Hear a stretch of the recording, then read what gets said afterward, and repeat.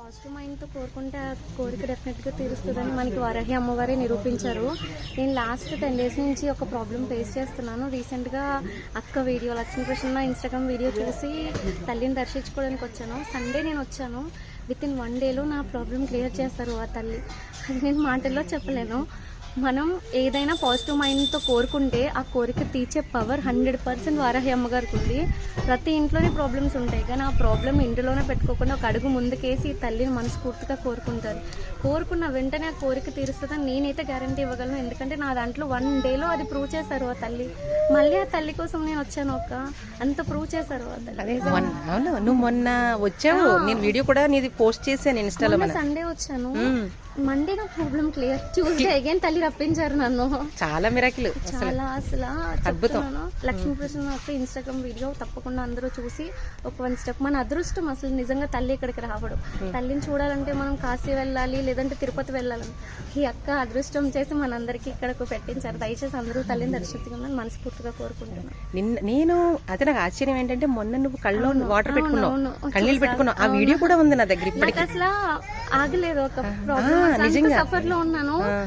1 day just నేను తల్లిని కోరుకున్నాను. వితిన్ 1 dayలో నాకు క్లియర్ చేశారు. ఇప్పుడు ఇంత హ్యాపీగా తల్లి దగ్గర తానే తీసుకొచ్చారు నవ్వుతా. నిజంగా అది మీకు చెప్పాలి అక్క. మీరు మీ దయ వల్ల మేము అందరం తల్లిని ఇక్కడ చూడగలుగుతున్నాం. అందరం కాశీ తిరుపతి వెళ్ళలేము కదా. అంత అమ్మదయ్య లేదు, అమ్మ దయ. అమ్మ మీకు ఇచ్చిన అదృష్టం, మీరు మాకు చూపిస్తున్న అదృష్టం. Thank you, thank you. అదే అనుకున్నది నెరవేర్చి రప్పించారు. అవునా, అనుకున్నది నెరవేరింది అనమాట. అందుకే మళ్ళీ వచ్చాను. ఓకే ఓకే తీసుకొచ్చాను. ఓకే, అనుకున్నది వెంటనే అయిపోయింది కదా. అందుకే మళ్ళీ అందరికీ నమస్కారం అండి. ఈరోజు మనం ఆంధ్రప్రదేశ్ కాకినాడ రూరల్ కొవ్వూరు గ్రామంలో ఉన్నాము. ఆల్రెడీ చాలా మందికి తెలిసే ఉంటుంది. ఇప్పుడు వరకు కూడా ఇన్స్టాగ్రామ్ నుంచి చూసి చాలా మంది విచ్చేస్తున్నారు. అలాగే ఈరోజు మేము కూడా విచ్చేసాము.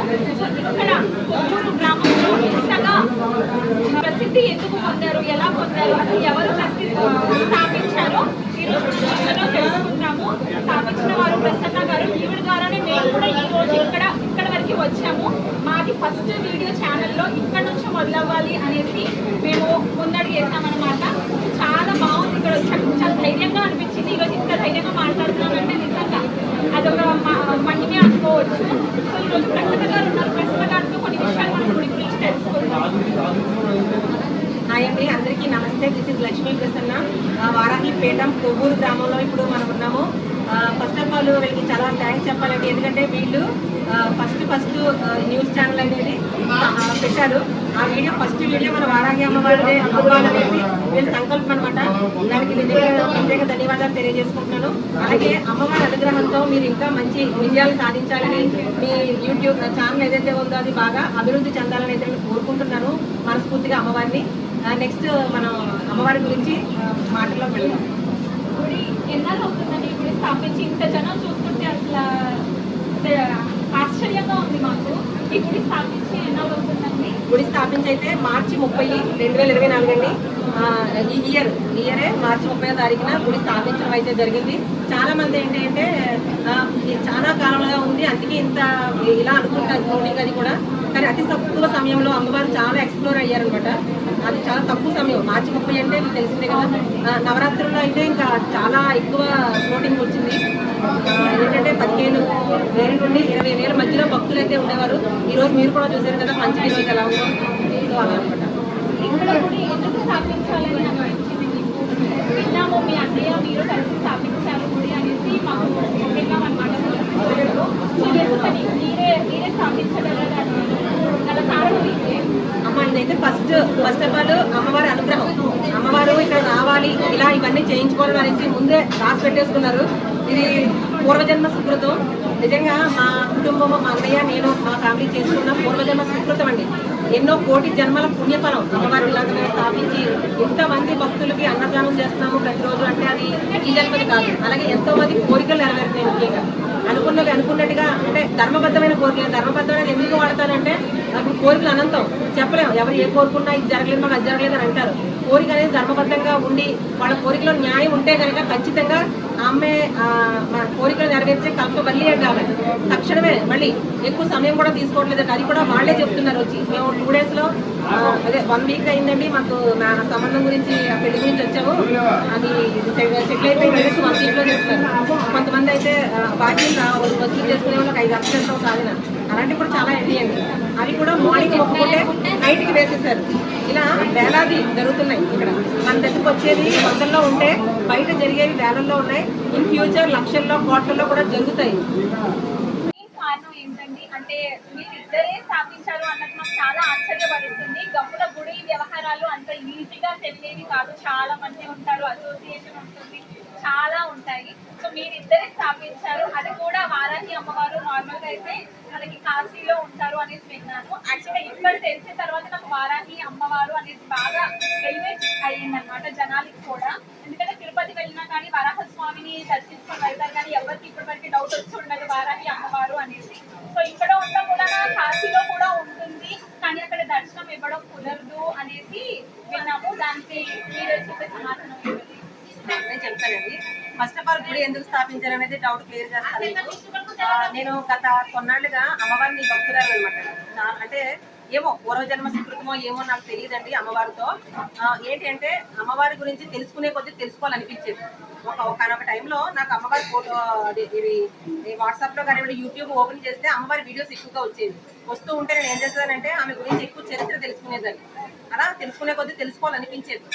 బుక్స్ కూడా చదివేదండి అమ్మవారికి సంబంధించి. ఏంటి అసలు అమ్మవారిని పూజిస్తే ఏంటి, అమ్మవారు అసలు ఎవరు, వాట్, ఆమె ఎలా ఉద్భవించారు, ఆమె ఎలా ఆవిర్భవించారు, ఇవన్నీ తెలుసుకోవాలనిపించేది. నేను ఈవెన్ నైట్ అన్నం తినేటప్పుడు కానీ పడుకునేటప్పుడు కూడా ఈమె వీడియోస్ వింటూ పడుకునేదాన్ని. అది మరి ముందు జన్మ అనుబంధం అయి ఉండొచ్చు, ఈ జన్మది అయితే కాదు. ఎందుకంటే నాకంటే గొప్ప గొప్ప వాళ్ళు చాలా మంది ఉన్నారు. అప్పుడు నాకంటే బాగా పూజలు చేసేవాళ్ళు వేలాది మంది ఉన్నారు. అలాంటిది వాళ్ళు ఎవరికి ఇవ్వలేని అవకాశం నాకు ఇచ్చిందంటే అమ్మవారు, అది ఈ జన్మది కాదండి, 1,000,000 జన్మల పుణ్యఫలం అదైతే ఫస్ట్ ఆఫ్ ఆల్. అయితే తర్వాత నేను పూజించిన తర్వాత ఒక టైంలో అమ్మవారి నవరాత్రులు వచ్చినాయండి. నవరాత్రులు వచ్చిన తర్వాత ఆషాఢ నవరాత్రులు వచ్చినాయి. ఆ నవరాత్రుల్లో నేను అమ్మని ఎలా పూజించాలి, ఏ విధంగా పూజించాలని సెర్చ్ చేస్తూ ఉంటే అప్పుడు నందూరు శ్రీనివాసరావు గారి వీడియో నాకు కనిపించింది. సరే ఇదేదో బాగుంది అనేసి ఆయన వీడియోస్ ఫాలో అయ్యి నేను పూజ చేశాను. అమ్మవారి నవరాత్రులు పూజించాను. నాకున్న కష్టాలు తీరడం కోసం అందరూ ఇదంతా చాలా కష్టాలతో కూడింది, చాలా కష్టాలు అనిపించాను. తర్వాత అదే దశలో మా అన్నయ్యకి ఏంటంటే ఆ టైంలోనే మా అన్నయ్యకి హెల్త్ బాగాలేదు. మా బ్రదర్ ఊళ్ళో దానికి హెల్త్ బాగపోతే ఒక 9 days నుంచి కూడా నేను పిలిచేదాన్ని అమ్మని. ఇప్పుడు ఆయన కూడా చూపిస్తాను మీకు వీడియోలో. పిలిచేదాన్ని, రండి నువ్వు కూడా కూర్చో, అమ్మవారు దయవలన హెల్త్ అనేది తగ్గుతుందేమో, ఏం చెప్తా ఏ పుట్ల లేదు కదా అని అడిగేదాన్ని.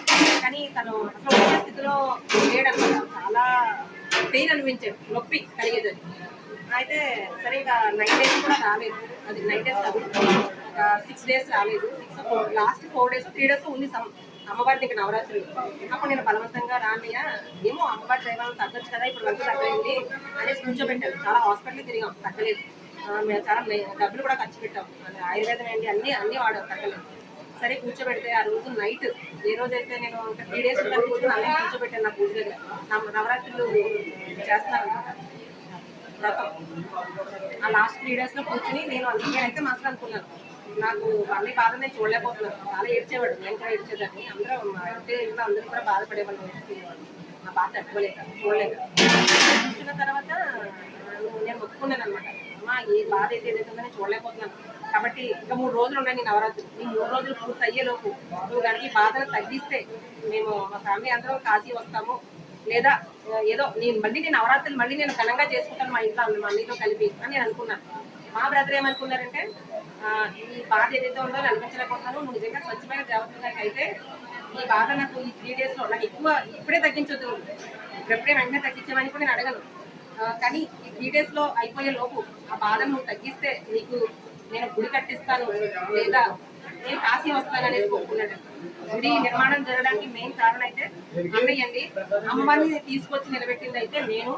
ఇదంతా ఎక్స్ప్లోర్ అయ్యిందంటే మాత్రం మన ఇన్స్టా ఫ్యామిలీ, అది మీ అందరికీ తెలుసు, మీరు కూడా ఇన్స్టా నుంచి వచ్చారు. సో అలా మొత్తానికి గుడి మేము ఏదైతే కోరుకున్నామో ఆ విధంగా అమ్మవారు చేశారు. వెంటనే మహర్షిని చూపించారు. ఆ రోజు నైటే మొత్తం తగ్గుముఖం పట్టింది. తర్వాత ఇలాంటి ఎన్నో అమ్మవారి మహిమలు ఇక్కడ చేస్తున్నారండి. ఎంతో మందికి చాలా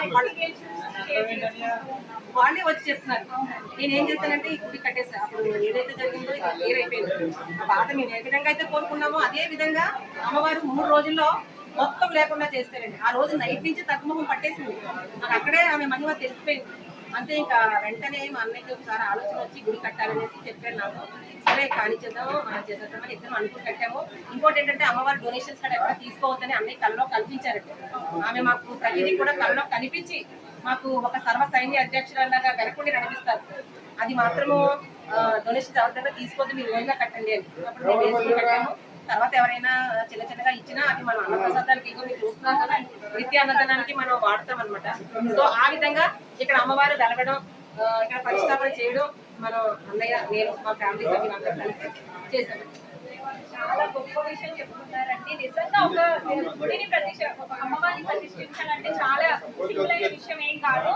అండ్ ఎవరైతే కాశీ ప్రతి ఒక్కరూ అఫోర్డ్ చేయలేరు కాశీ వెళ్ళడానికి, సో దగ్గరగా ఉన్న ఈ అమ్మవారిని అయినా దర్శించుకునే అవకాశం ఈ అన్నయ్య చెల్లెలు ఇద్దరు కలిసి కల్పించినందుకు మాకు చాలా సంతోషంగా ఉంది.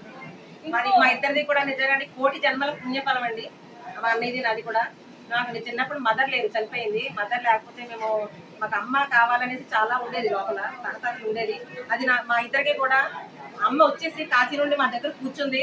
ఆ లోటు కూడా మాకు లేకుండా చేస్తుందండి అమ్మవారు. దానికి కారణం ఎవరు అనేసి మీ అందరికి సస్పెన్స్ అనమాట. చూపిస్తున్నారు ఇప్పుడే, చూడండి. ఇదేండి మా అన్నయ్య, ఇదేనా మా వదిన.